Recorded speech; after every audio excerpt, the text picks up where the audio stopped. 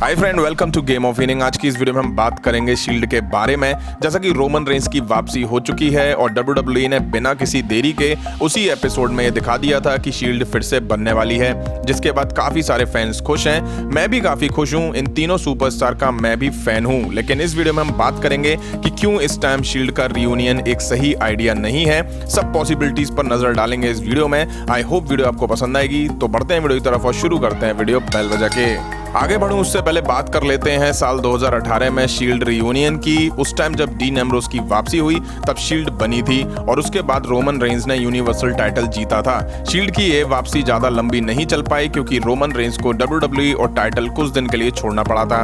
उस दिन शील्ड ही टूटी थी। शील्ड की वापसी के पीछे रीजन ये सामने आया था कि WWE रोमन रेंस को प्रोटेक्ट करना चाह रही थी यूनिवर्सल चैंपियन बनने के बाद। हालांकि अभी जब शील्ड टूटी तो डीन एम्ब्रोस का सेथ रॉलिंस पर अटैक करने का कारण समझ नहीं आया था, क्योंकि उससे कुछ देर पहले ये दोनों टैग टीम चैंपियन भी बने थे। वहीं जब शील्ड टूटी तो डीन एम्ब्रोस ने अपने प्रोमो में शील्ड को बहुत टारगेट करा था और शील्ड की वेस्ट भी तक जला डाली थी।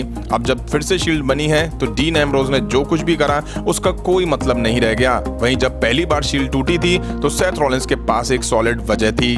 अब ये बात कर लेते हैं करंट की। तो रोमन रेंस की वापसी हुई और पहले ही एपिसोड में आके रोमन रेंस और सेथ रॉलिंस ने मिलकर डीन एम्ब्रोस को बचाया, जिसके बाद ये काफी हद तक साफ हो चुका था कि शील्ड की वापसी होने वाली है। वहीं सबसे पहली बात तो ये कि डीन एम्ब्रोस और सेथ रॉलिंस के बीच में कुछ टाइम पहले तक फ्यूड दिखाई दे रही थी, वो एकदम से खत्म WWE ने कैसे कर दी। खत्म कर दी ठीक है, बट उसके खत्म होने के पीछे कोई वजह नहीं दिखाई गई। वहीं कुछ ऑब्जर्वर मान रहे हैं कि फिर से शील्ड को बनाने के पीछे रोमन रेंस को लॉन्च करना है। मतलब इस बार भी शील्ड की जब वापसी हुई है उसके पीछे वजह रोमन रेंस ही हैं, क्योंकि अभी इतनी जल्दी WWE रोमन रेंस को सिंगल बुकिंग नहीं दे सकती है। इसी वजह से शायद शील्ड को वापस लाया गया है। वहीं जब पहली बार शील्ड टूटी थी और उसके बाद शील्ड के बनने के पीछे बड़ी वजह थी।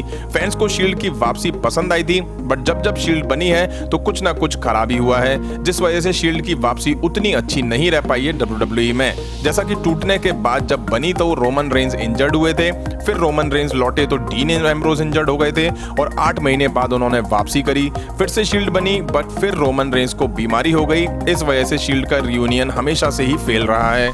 वहीं अब शील्ड बन तो गई है, लेकिन बताया जा रहा है कि डीन एम्ब्रोस अप्रैल के महीने में WWE छोड़ रहे हैं, जिससे ऐसा लगता है कि इस बार भी शील्ड का रियूनियन शायद फेल ही हो जाएगा। समझ ये नहीं आया, जब डीन एम्ब्रोस जाने वाले हैं तो WWE ने शील्ड की वापसी क्यों कराई है। अगर डीन एम्ब्रोस जाते हैं तो WWE कैसे शील्ड को अलग करेगी।